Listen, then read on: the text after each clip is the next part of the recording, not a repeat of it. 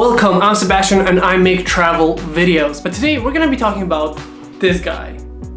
The Viltrox 85mm F1.8 for the Sony Alpha full frame system. Before I start this video, a big shout out and thank you to the Photo Technica and Viltrox Poland for actually lending me this lens for the duration of our Rome trip that we just came back from a couple days ago. So without further ado, let's talk about this lens because I'm gonna be talking about two things for this lens, the photo and video side of the things. So let's start with the overall thing that is like for both, I guess, is the overall quality of the lens. The sharpness, build quality, and the bokeh rendering. So the first things first, I think it's very sharp in the middle. Whenever I took a photo at f1.8 because I wanted to have that blurry background, the photos turned out to be very sharp where the focus is. Like, I was blown away how sharp this lens is.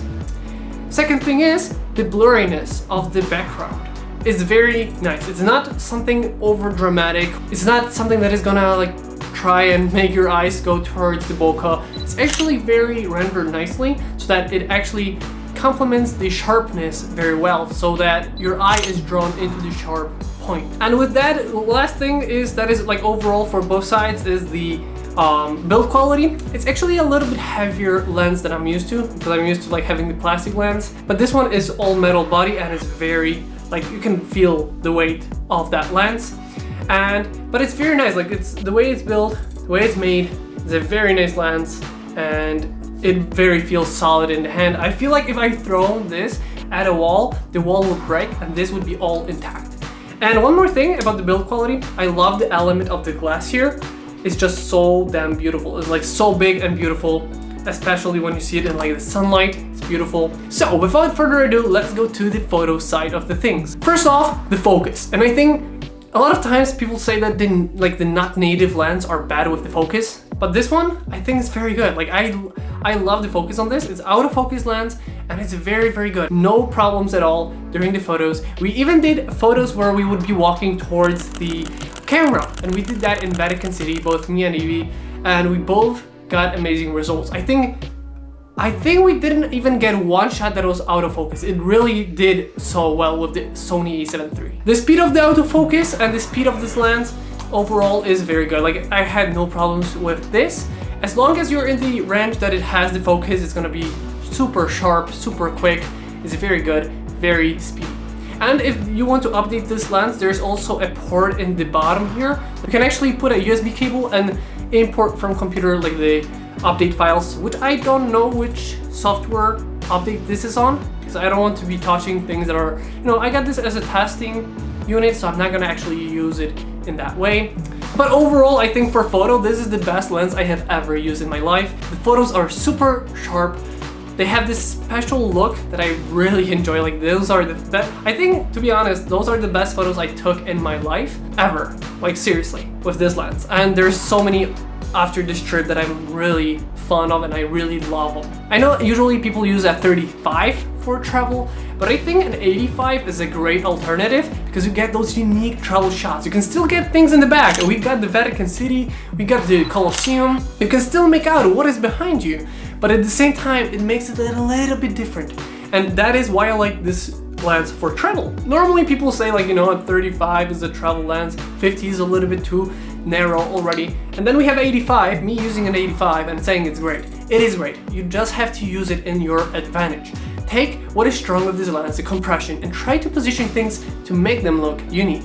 I think it's a very cool way to make your shots very unique. Moving on to the video side. With this lens, you can create unique shots, very beautiful shots, especially if you want to have that background separation. You can have like those shots where you have the details and like a close-up. You can have like a farther shot. You can actually get something from the background to be actually a little bit closer to your subject, but still having that background blur, if you know what I mean.